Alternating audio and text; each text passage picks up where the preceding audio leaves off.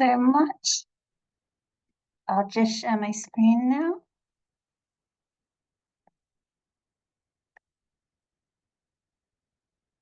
And there we go. Hopefully you can see that okay. Oh, wonderful. So thank you so much for both the kind introduction and the invitation to speak here at the track webinar series. This was one of the things that kept me sane during lockdown, being able to, when we had to cancel all our conferences. I know track moved online, and we got to still have some connectivity through that. It was really wonderful for me at the time, and so I'm really grateful, even though we're not in that same situation to this degree, to have a chance to present through this. So before I start, I do want to just have a bit of a waiver and say I apologise for the fact that there's not going to be as many pictures of artefacts and battle-related material in this presentation as I would usually be including, because this is a very conceptual kind of approach. It's very kind of difficult to illustrate these concepts, although I have sort of done my best to make it visually appealing. And also, in case I forget at the end, I'd love to organise a session about provincial rebellion, resistance, freedom fighting at RatTrack next year. And so if anybody is interested in kind of presenting or taking part in that, please let me know and we can see what we can come up with. But so this paper, it originated out of a general fascination, really, with rebels and rebellion in the Roman world. And it's something I'm slightly worried that I'm talking myself out of using the phrase rebels, just as I've published a book with the word rebel in the title. But never mind. But I've been looking, for a fair few years now at warfare and conflict between Rome and the indigenous populations of the empire, both in the early stages during initial conquest and the very early stages of consolidation, through to the decades and even centuries after the Romans arrived in a particular area. At the same time, we're facing a lot of these issues now, a lot of questions about imperialism and about resistance and warfare. And when you have conflicts like the ongoing situation in Ukraine on the news every evening, and you have some people are saying, oh, well, they're resistors, they're freedom fighters. Other people are going, no, they're rebels, and it sort of reminds us that these issues are still, have a lot of political and military relevance today. And so it was really looking at this modern kind of way of discussing warfare and resistance to imperial activity that really got me thinking about the importance of the terminology that we use when we're studying conflicts between indigenous populations and the Romans.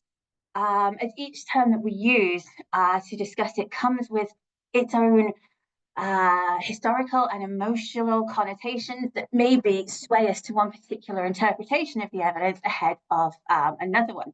It influences our instinctive and our cognitive interpretation of the events that we read about in the Roman world. And it also sort of led me to start thinking about who actually decides these things, who decides when, at what point, a conquering force has become a legitimate and established government, so that resistance becomes rebellion. What input do the conquered population have on this? And, how does this play out in the Roman context?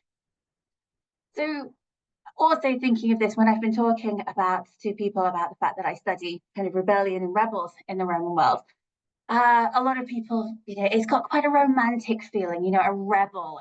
It's generally, we have them portrayed in modern culture often as quite idealistic figures or romanticized figures, ones who are figures of fascination, or they even made into a Harry Potter film that everybody loves a rebel, and that we have these kind of emotional connotations of rebellion.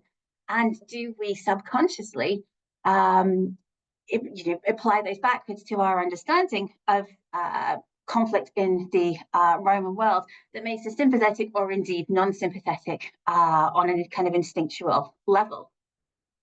And this view, often in kind of the last couple of centuries, has also infiltrated how we think about Roman rebel figures from antiquity.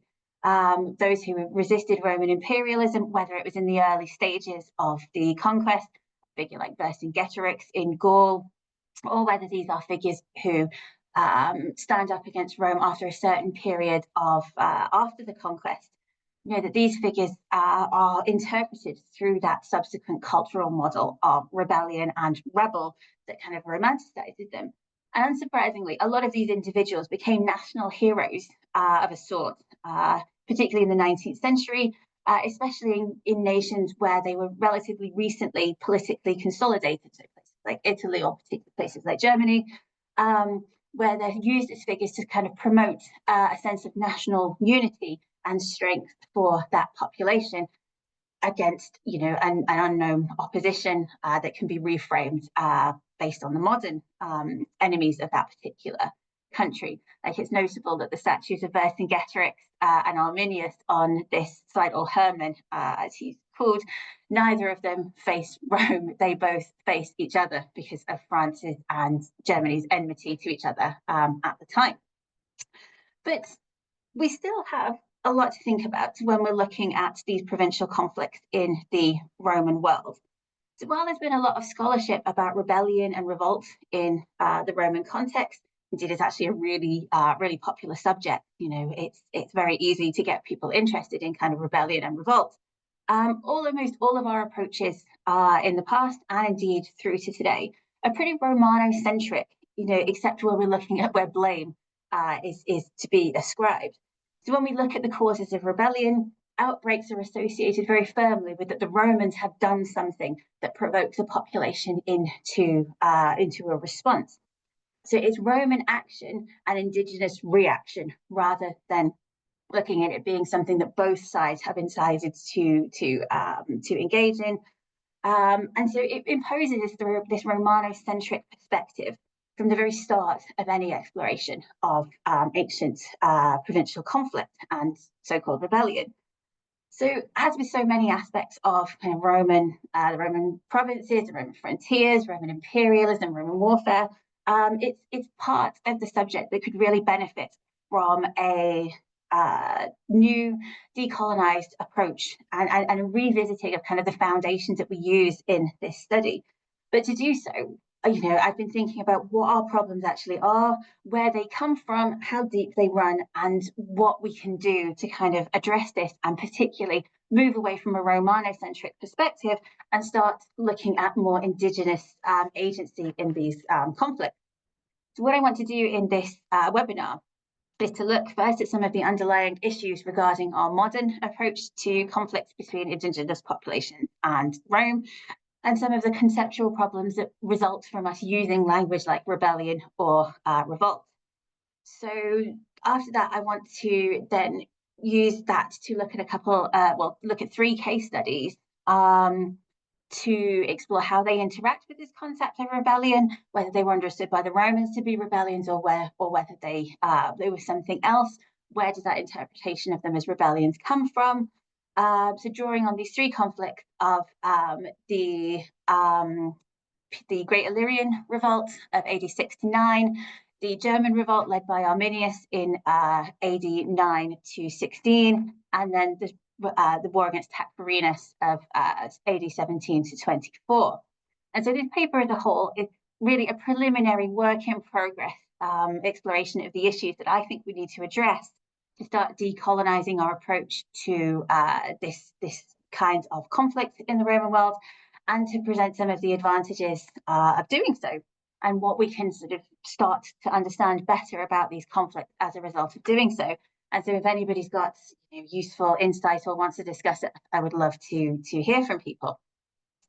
But I'm far from the first person to kind of go down this academic rabbit hole, although I don't think that anybody's gone down it as far as we actually need to. But the fact that we have a problematic framework when we're discussing rebellion and revolt in the ancient world has been identified previously, although it hasn't really led to the kind of the changes in the discipline that maybe we would like to see. So the Romanization approach, which dominated scholarship really on the Roman provinces right through to the mid-20th century, didn't really leave a lot of room for sympathy with indigenous populations who violently resisted the cultural improvements that were brought by Rome. So treatment of rebellion up to the mid-20th century generally just follow the line that's given by the Roman historical sources. They don't question really their sequence of events. They don't really deep dive into what the causes of these outbreaks of violence were, or consider other reasons for why they might have happened. And most aspects of the story that are problematic are just really not questioned. Both the Roman sources and, to a degree, earlier scholarship read sometimes like the idiot's guide to managing an empire, what to do, what errors to avoid, and that kind of thing to stay away from rebellion. And in many ways, actually, given the imperial context within which a lot of this scholarship was being produced, that is actually what they are. So the academic discourse did start to change in the later part of the 20th century, particularly with Stephen Dyson's article, Native Revolts in the Roman Empire, which explored a number of rebellions, particularly from the 1st century AD, from the perspective of the ordinary indigenous population who took part in it. It was pretty much the first academic work to do this at any length. One of the strengths of this study was that it approached the subject from a position where the Romans were the other. So it sympathized or tried to present events from the perspective of the indigenous population, in contrast to earlier work, which had largely allied itself with Rome as a central figure in this power struggle, making indigenous rebels the outsiders in the discussion. So Dyson noted multiple similarities across numerous provincial uprisings in the early imperial period, linking them with modern nativistic revolts of our own times, and suggested that one of the key factors was that each conflict took place at a time where the indigenous population was exposed to the harsh realities of life under Roman imperial rule, from which they'd been partly shielded previously during the period of consolidation, when Rome doesn't really want you to recognize what you've actually let yourself in for. These themes were further developed by Greg Wolfe in 2011, with a paper which incorporated a lot more post-colonial scholarship, which had developed since Dyson's paper. And it was actually due to Wolfe's scholarship that I first became aware of these conceptual issues related to the use of terms like rebellion, and particularly their inevitable association with a Romano-centric perspective. And this is just a short excerpt that kind of sums up the position that Wolfe was coming from, of going to drawbacks of the term, revolt and rebellion. Revolt, like rebellion, denies legitimacy to an insurrection by implicitly treating the prior order as normal and represent it as secondary in importance to wars between states. Roman accounts, in fact, use a range of terms, including bellum, but their distinctions are no more innocent. Emperors played down the significance of some conflicts and played up that of others to suit their immediate purposes, and historians choose to share or dissent from these assessments, so that we follow the Roman line. We either disagree with them or we agree with them, but we allow ourselves to work within the conceptual framework that was established in Rome. And one of the important things of this that I'm going to develop a little bit more is that it does assume that Roman rule has been established, accepted, and that is the basic, the parameters from which these people, the indigenous populations, are dissenting, rather than it being a more complex process than this. So we see, the first thing I want to do is kind of develop Wolfe's point to consider the background and implications of the language we use to describe provincial conflict. And we have a lot of these conflicts over the course of the first centuries of the Roman imperial period. You can see the various concentrations. There's some in Africa, there's quite a lot in the Near East, but we see them generally breaking out in areas where either there are frontiers or areas that were incorporated into the empire during the imperial period, so they're not long-term occupations. And indeed, a lot of them geographically coincide with areas that have been destabilized in other periods of history as well. And the language that we use to describe these conflicts is potentially problematic. And it's one, like I say, it's one of the things that I want to kind of address with this. So, as Wolfe identified, Rome is pretty inconsistent in the way that it both views and presents these conflicts. And indeed, I think there's evidence that a lot of other lower level rebellion and resistance is happening across the empire. These are just the examples that actually make it into the historical record, but there's probably all sorts of other smaller scale uprisings happening all across the empire. When Rome receives word of them in some instances, it's not a surprise at all, and it's just almost a matter of fact thing. Oh, well, on the way to there, we'll pop over, finish that, suppress that rebellion, and then we'll carry on home to celebrate the Saturnalia, kind of thing. So we don't necessarily see these smaller scale conflicts being represented in the historical record, and yet even when it's very selective, this is what we end up with. And the traditional approach, as I said, almost subliminally puts us in the position of sympathizing with Rome against their provincial enemies, presenting, as the sources do, Rome as a legitimate ruler of a province that has won their position by force, facing trouble at the hands of a supposedly subject population that's just got too big for its boots. And a further layer of difficulty is added by the fact that we're not always consistent with the terminology and approach that we use either. So I decided to do the very cliche thing of going and looking in the dictionary about what it actually says about what a rebellion or revolt or various words that are used in the Roman context actually mean. And it's clear that our options in English are fairly non-specific enough that really that there could be grounds for calling any rising up against the Romans any of the four top options, so a rebellion, a revolt, an uprising, or an insurrection. Pretty much baked into all of these definitions is really that it's unsuccessful. Where it is successful, it tends to be a revolution instead. And so already implicit in these is that we acknowledge that they were unsuccessful. They all, though, have other kind of subliminal implications. But from the options available, it's pretty easy to see why rebellion has become the term of choice, closely followed by revolt, because these are the ones, particularly in the case of rebellion, where they acknowledge that these are not just political resistance, that it's an actual armed, violent uprising against authority, as opposed to the others, which are a little bit more ambiguous. So all appears fine on the surface. We have a word that suits the situations that we see in Rome, but why then is this problematic?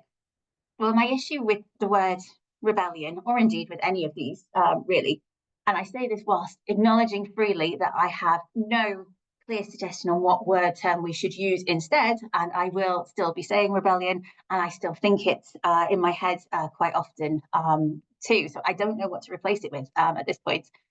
But that it, like all of these other terms, necessitates us to acknowledge and accept Rome as an established and by implication at least partly legitimate government of the provinces at the time when the conflict with the indigenous population broke out.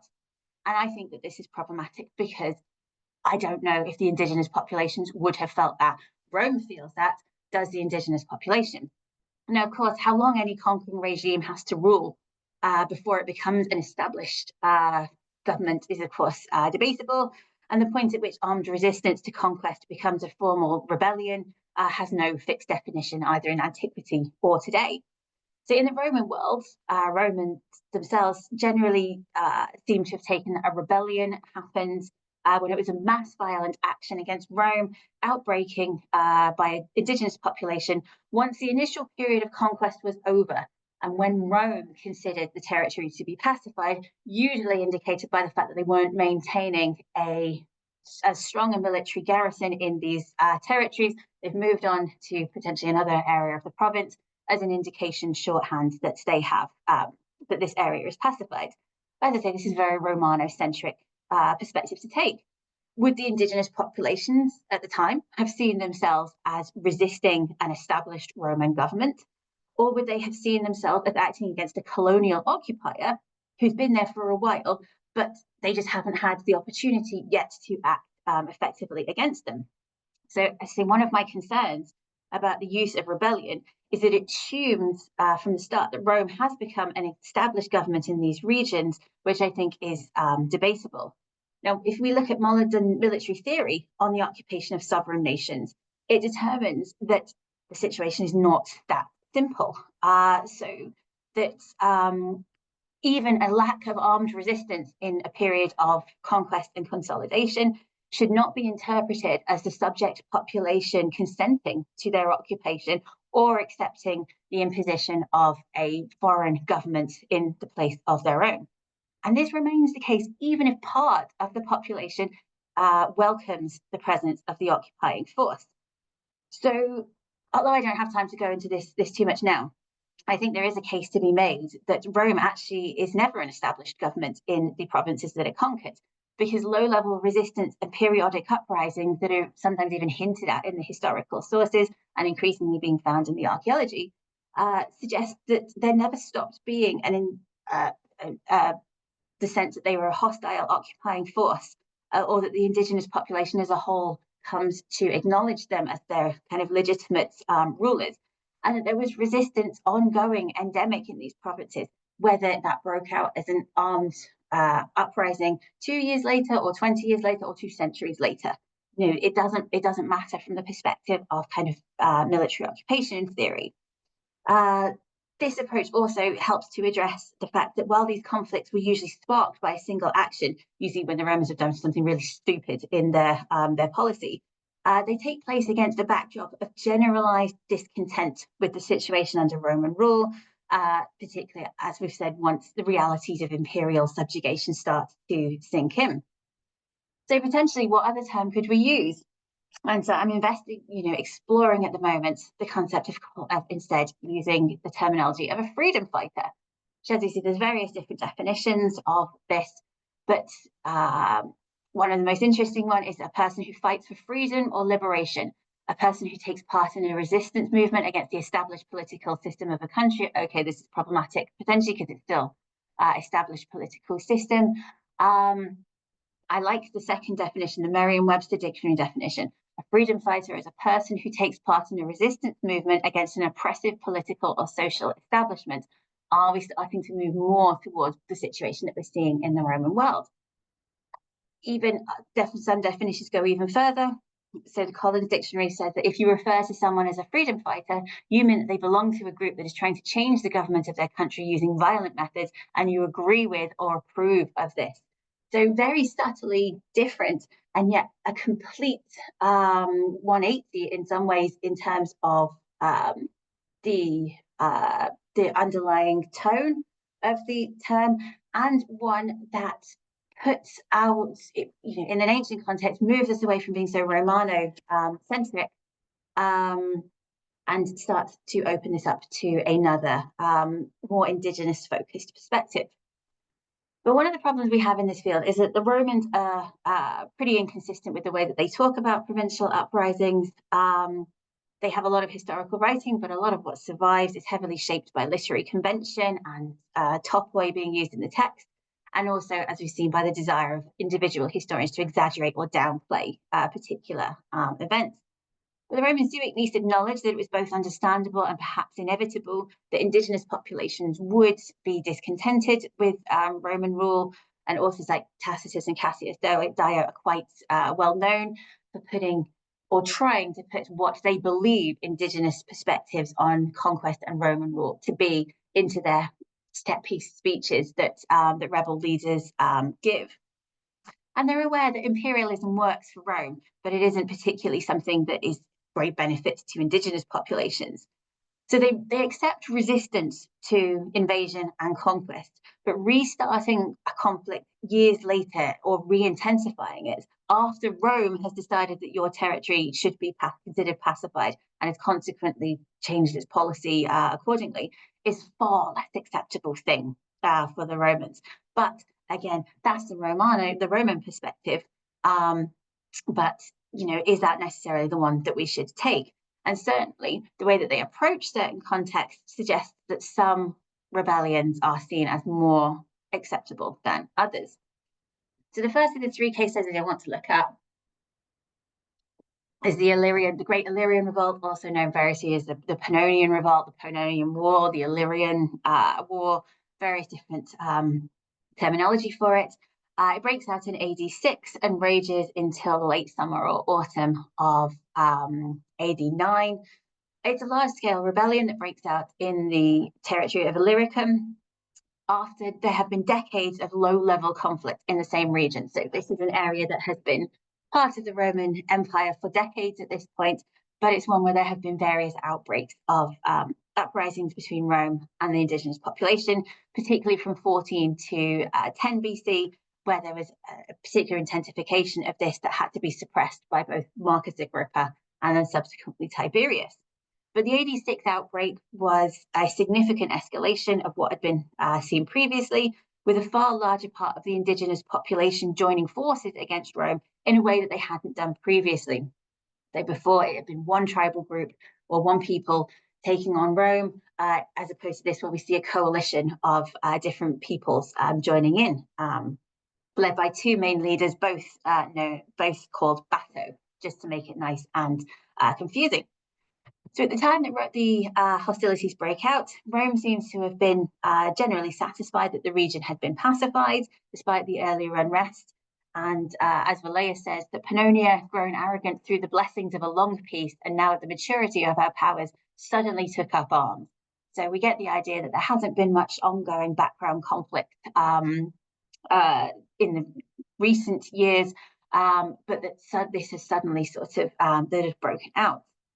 So Velleius serves as an officer during the conflict, claims that the Illyrians' force managed to number more than 200,000 soldiers, which is potentially 1 in 4 of the indigenous population at the time, although he's probably exaggerating, as so many people do in these cases, to make the Roman victory seem better. He suggests that many of them were ex-auxiliaries who could speak Latin and also who had an insider's view of the working of the Roman army, including its field tactics, which they used to their advantage in this conflict. And that's a common theme of rebellions in this period. The spark point for the hostilities in Illyricum appear to have been a Roman levy of auxiliaries by the governor of Illyricum in preparation for a campaign that Tiberius is going to lead against the Marcomanni in Germany. And it's an uprising because they don't want to go and fight in this war on behalf of Rome. But of course, we don't know if this is actually what the outbreak is down to. This is what the Romans seem to have understood to be the reason that the conflict broke out. But there's no real discussion of where that information has come from, who they spoke to about it, or what the Illyrians hoped to achieve. You know, was this supposed to be something where they just wouldn't have to send the soldiers, or does this tip over to something where they actually wanted to get rid of the Romans entirely from their territory? So in the early stages of the conflict, Roman civilians and veterans settled in the regions are targeted early on and massacred, leading to emergency levies of men in Rome and the recall of veterans standards. The indigenous success in the early stages of the uprising drew more supporters to their cause, and their army swelled even more. And the Romans struggled for over 3 years to suppress the conflict. It eventually ends in, I say, in the late summer or early autumn of AD 9, with the surrender of the last holdout of rebels. In Dio's narrative of the conflict, Tiberius then asks one of the rebel leaders what the reasons for the rebellion were, and receives the eloquent reply, "You Romans are to blame for this, for you send as guardians of your flocks, not dogs or shepherds, but wolves."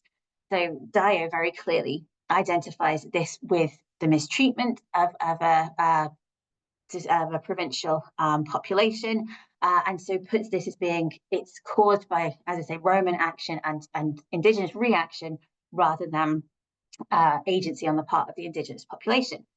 So the leader's life is spared, and he lives the rest of his life under Roman guard in Ravenna.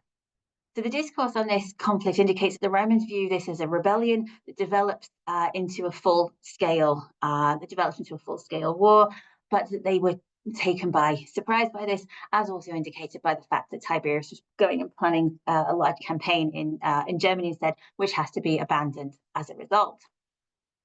Second case study, and I will bring these together a little bit later on, is the rebellion, war, ambush. You know, various we haven't really got a modern consensus of how we refer to this period of conflict, but against Arminius in Germany.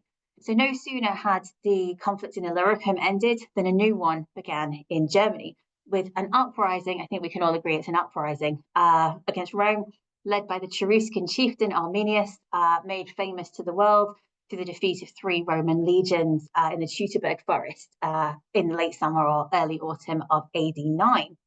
So at this time, Roman territorial control of Germany ostensibly stretches a short, perhaps distance east of the Rhine. It's not clear whether this was considered to be a province at this point. Velleius suggests that it wasn't, that it was still just it was an area over which Rome took a level of imperium, but hadn't actually started the process of formally provincializing it. Cassius Dio says the opposite and suggests that it had been incorporated as a territory. It's difficult to be certain which one is correct. We'd like to say that Velleius, because he's closer to the events that he's describing, but also he's very close to the events he's describing, and the climb down from abandoning a province that you have recently added to the empire as a result of this uprising is a lot more damaging than going, oh, well, it's a territory. We were still assessing whether we wanted to add it to the empire. We've decided it's not worth it. That's a much easier kind of climb down to make. And so this might be why Velleius might want to downplay development of the territory. But either way, the German population is evidently considered to be well on the road to being pacified by this point, increasingly incorporating Roman culture into their daily lives. The situation was stable enough for Roman towns to be built, although the area was still garrisoned quite heavily with a large Roman military presence of 5 legions. The Roman man in charge of the region was Publius Quinctilius Varus. He's either the commander of the Rhine legions or the first governor of Germania, depending, as I say, on whether you believe Velleius or Dio. He was appointed in AD 7 to be a safe pair of hands while Roman resources were busy dealing with the situation in Illyricum. He's accused by the ancient historians of having mismanaged his command in Germany by assuming that the Germans were more pacified than they were and introducing cultural change more quickly than they were ready for, prompting generalized discontent. What actually tips the scale over into outright conflict with Rome is unclear. We don't, in none of our surviving sources, mention this. So the Romans are lured into an ambush in the area of around just north of modern Osnabrück, so in this area of northwest Germany here. By reports, Arminius says that there is a rebellion happening even further north in kind of the area potentially around modern Bremen, and he encourages Varus, who's marching his legions back to the Rhine for the winter, to just swing by that territory, do a bit of a show of Roman force, and make sure that nothing gets worse over the winter. This is what I say, that dealing with low-level unrest seems to be quite common for the Romans. None of the sources suggest that this kind of report of a low-level rebellion is unusual, or that Varus panicked in dealing with it. And the baggage train that he takes with him, parts of which are recovered from the battlefield area, suggests that the army was carrying with it heavy furniture, statues, luxury silverware, bulky valuables, things that seem more suited to a diplomatic mission than a suppression of a rebellion. So the vast majority of the 3 legions that are caught in this attack are killed. Some end up enslaved. A few manage to make it back to Roman territory. It's a humiliating defeat for Rome that leads to panic at the highest levels of the imperial regime. Arminius does seem to advance a little bit further towards the Rhine. There's panic that he's going to invade Rome. But by the time he reaches the Rhine, Tiberius is there with a relief army, and so they never cross over the river. Now, this develops into a longer-term conflict between Arminius and Rome, not for the rest of Augustus's reign, but once Tiberius becomes emperor, he sends his nephew Germanicus to undertake some revenge campaigns in the region and to reduce Arminius down to a non-threat. What had happened in the intervening period, we don't know. None of the historians mention what happened between AD 9 and AD 15, although Arminius clearly stays in a position of power. And we don't know what happens to those territories east of the Rhine that were previously claimed by Rome, but some of the new settlements are not abandoned, suggesting it's not a terrible situation at the time. But recent research is beginning to suggest that there may have been a sustained period of ongoing conflict between Rome and Germany at this point, but we'll have to wait for the archaeologists to publish that a little bit more further before I can properly incorporate it. But Germanicus fights a series of battles against Arminius and his allies, and 3 conclusive pitched battle victories swing victory for the Romans. But this doesn't lead to the German territories being reclaimed by Rome. They don't advance their empire to these areas again, and Arminius is left alive. He's actually killed a few years later by some Germans who consider him to be getting too influential. Now, interestingly, Tacitus has a quite positive perspective on Arminius. He calls him the liberator of Germany, who took on Rome at the height of its strength and triumphed against them, who was never fully defeated in war by his enemy, and even says that Arminius deserves to be far more famous and well regarded among the Greeks and Romans than he actually is. Very strong praise for an enemy of Rome who inflicted a humiliating defeat on the empire and who's supposed to be a friend and ally of Rome. So, but they don't refer to this as a rebellion, and indeed we don't refer to it as a rebellion either, perhaps reflecting that we believe this discourse that the area isn't fully pacified by this point. The third example is the case of Tacfarinas, who wages a war against Rome from at least AD 17, probably earlier, to 24. Unlike the previous 2 examples, this conflict doesn't take place in a region that's only been recently conquered by Rome. Parts of this territory have been under Roman control since the end of the Third Punic War, and Numidia, where a lot of this central is on, has been annexed by Julius Caesar almost a century earlier, despite what Gladiator 2 portrays at the start of the film. It's very annoying. Anyway. Under Augustus, Roman activity in the region had intensified, however, which may have introduced large parts of the population to the realities of Roman rule, which they had previously managed to avoid. Now, the conflict with Rome is led by Tacfarinas, a native African who's described as a Numidian by Tacitus, although that could mean almost anything. They're not very specific about the ethnic identifiers that they give to people in this period. He became the chieftain of the semi-nomadic Musalami tribe, leading some people to suggest that he comes from this people, but we don't know that for certain. So Tacfarinas had been an auxiliary soldier, probably, but not definitely, a cavalryman in African-based ala or part-mounted cohorts attached to the 3rd Augusta Legion, who was stationed in the region. He deserts from the Roman army after an unknown period of service, evidently taking many men with him, and starts to commence a campaign of bandit activity in the region. He was pretty successful at this and starts to draw more and more men to his banner. He identifies the most promising individuals and uses experience in the Roman army to train them in Roman style, making them a disciplined battlefield force, and the rest of the recruits remain as a raiding force. Now, the conflict is only narrated by Tacitus, which some later historians have taken to mean that it wasn't a particularly significant conflict. It is smaller than what we see in Illyricum and in Germany, but it is still potentially a problematic situation, particularly given that it's a kind of a vulnerable territory for Rome, and where the Roman regime is still trying to work out the power balance between kind of the Saharan fringe peoples, those who live even further south, and their kind of coastal focus of their settlements. So there are a few indications that suggest that it is quite a significant conflict. So triumphal honours are given to 3 of the 4 proconsuls who lead Roman troops in it. And there are some pretty impressive monuments dedicated to people involved in the conflict, including this example from Leptis Magna, dedicated to one of the officers who took part in this conflict. And we see the provincial garrison has to be doubled from 1 to 2 legions to deal with the conflict. And obviously it has a big impact on how Rome actually fights. But in the early stages of the conflict, it's hard to say that Tacfarinas is actually rebelling against Rome in any kind of understanding, or even if he's waging war against them. To some degree, he comes across as just a local tough man who's gone into banditry, leading a private army, for the loot that he can get from it. There's no obvious spark point for a rebellion, at least not one that's mentioned by Tacitus.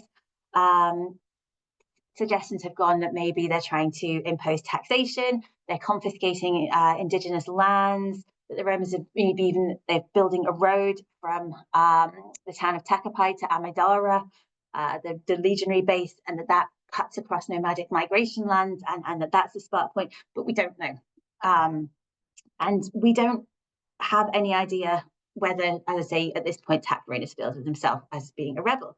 Now, the fact that he's training soldiers, though, to operate like a Roman legion suggests that maybe he has ambitions beyond banditry at some point. But whether he realistically expects to be able to liberate Northwest Africa from Rome is questionable. So he continues with the banditry for an unknown period of time. All we know is that by AD 17, he's considered a big enough problem for Rome to have to deal with him.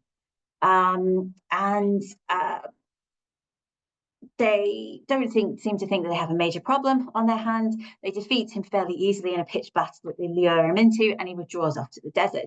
The language Tacitus used to describe Tacfarinas at this point is pretty dismissive. He brands him just as a deserter and a bandit, a brigand. He's not in the early stages recognized at all as an enemy commander in the way that Arminius and the Batos were. But the victory isn't as complete as Rome thinks it is. Tacfarinas returns, he starts raiding again, and becomes such a figure of fear that a Roman cohort actually runs away from him at one point, and they end up being decimated as a punishment. He's an effective enemy of Rome while he sticks to banditry and irregular warfare, but every time he tries to take them on the battlefield, he loses. By AD 20 or 21, the tone of the conflict is shifting. Tacfarinas isn't just undertaking bandit activity, he's taking political negotiations under his belt. At one point, he sends an embassy directly to Tiberius to negotiate a peace settlement in which he and his men will be given land and amnesty to live on it in freedom and liberated from Roman rule. This goes down horribly with Tiberius, who's incensed at the idea that this barbarian will try and negotiate with the emperor of Rome. But this move seems to have legitimized Tacfarinas in Tacitus' eyes, as he starts from this point in the narrative to refer to him as a commander rather than as a bandit. Tacitus also refers to Tacfarinas encouraging his soldiers by claiming that they have an opportunity to free themselves from Roman rule and to spread rumors that Rome is abandoning territory elsewhere in the empire due to its frailty, and indeed something that may have been true. If he knows that Tiberius has abandoned the German territories east of the Rhine, that is something that is actually true. So eventually, the Romans adopt guerrilla tactics themselves to face Tacfarinas, and they find out where he is encamped overnight, and they launch a dawn attack on him and slaughter him and his men. Tacfarinas makes sure he dies on the battlefield, throwing himself onto Roman spears to make sure that he wouldn't be captured alive. And Tacitus mentions that the nature of the war left the Roman soldiers so frustrated and so angry, they just wanted to kill as many people as they could on the battlefield. So these examples raise some of the difficulties associated with conflict between Rome and its supposedly subject population. In all cases, they appear to have been fought by peoples whom Rome could legitimately claim had been subjugated, if not necessarily entirely pacified. So territories which they felt were under their government control. So theoretically, they satisfy the criteria of armed resistance against an established government if you accept the Roman perspective. But in each case, there are indications that while these conflicts were sparked off by a single stupid Roman action, they were actually part of an ongoing process of hostility and resistance to Rome, dating back to the conquest period, which would put them more towards kind of the freedom fighter element than rebellion. That the Roman occupations might have been accepted by some people in the provinces, but that doesn't matter, as we saw in occupation theory. It doesn't matter that the elites are for Rome if everybody else is against.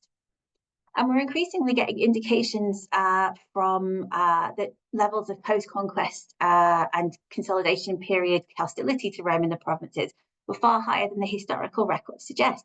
They just weren't documented. Conflict archaeology is increasingly identifying the remains of anti-Roman activity and low-level endemic warfare in many of the provinces, particularly the frontier provinces. And so potentially this contributes as well to an entirely different picture of rebellion actually being an opportunist intensification of ongoing resistance to the Roman occupation, not so much a break in the norm as just, as I say, an intensification of it. So in all of the cases that we see that potentially, are we looking at opportunist leaders either in the case of sort of the Bathos and Arminius and Tacfarinas, or their circles, striking at an opportunistic time to try and win liberation from Rome. Now, there are some consistencies across this that kind of support this perspective. In all cases, these uprisings break out at times when Rome is distracted, planning to campaign elsewhere, or is campaigning elsewhere, and is potentially weakened. So in Illyricum, when they know that Tiberius is planning to invade the Marcomanni, in Germany when they're busy in Illyricum, and in Northwest Africa when they're busy in Germany. So potentially they're trying to take the best opportunity when they know Roman resources will be minimum, and that their eyes aren't fixed on their regions so much. So are these in fact not rebellions, but are they even wars of independence, taking an opportunity that is presented, that they're not spontaneous outbursts of anger because the Romans have done something culturally insensitive. They are planned, organised campaigns of resistance and independence that are launched at the time that is most suitable for doing so. And those, the spark points have been used to ignite this, to ignite a pyre that was actually built a long time ago. So we can explore this idea further through considering what the rebels appear to have wanted in each case.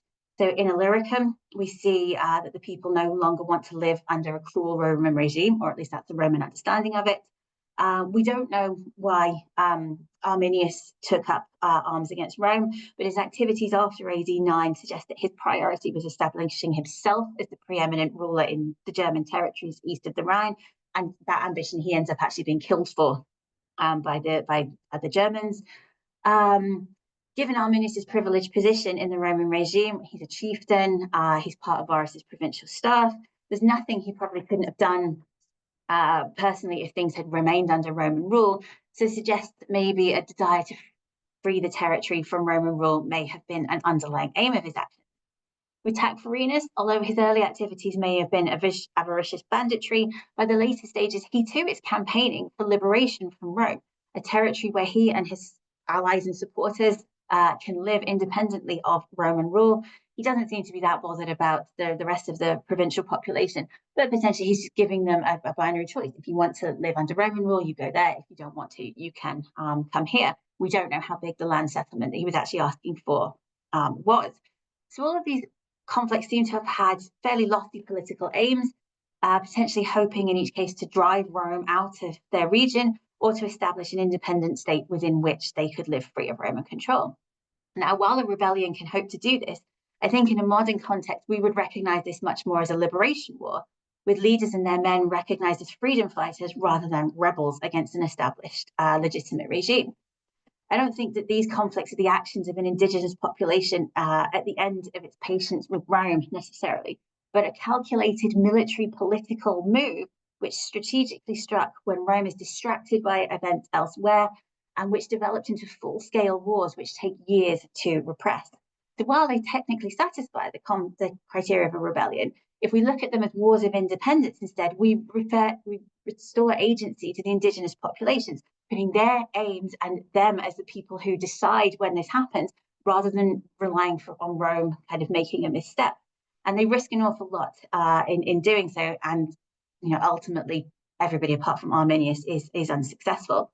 Whether they thought they could actually be successful in liberating their territory is a difficult question. That's something that I'm going on to kind of consider in the next stage of this. But they must have had some hope that they could do. And particularly, I think Tacfarinas might have had hopes, because I think that he probably did know about the events in Germany and was hoping to repeat them himself in Northwest Africa.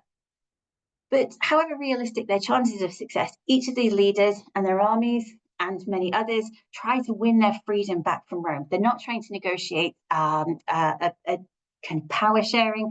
They're not just responding to poor Roman government. They're trying to win their freedom back from Rome. They put their lives on the line in wars of independence, hoping to get control back from this occupying power.